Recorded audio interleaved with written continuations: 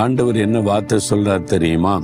உபாகமம் 30:20 நீங்க அவரை பற்றி கொள்ளுங்க, கர்த்தரை பற்றி கொள்ளுங்க, அவரே உங்களுக்கு ஜீவனும் தீர்க்காயுசுமானவர்.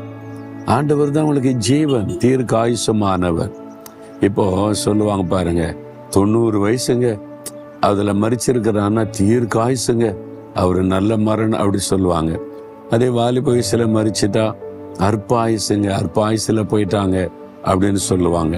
அந்த ஆயுசை குறைத்தே மக்களுக்குள்ள இந்த நிலைமை எண்ணங்கள் இருக்கிறாரு. இங்க ஆண்டவர் சொல்றாரு, கர்த்தர் உனக்கு தீர்க்க ஆயுசானவர். அவர் தான் உங்களுக்கு அவருடைய கையில தான் உங்களுடைய ஆயுச நாட்கள் இருக்கிறாரு.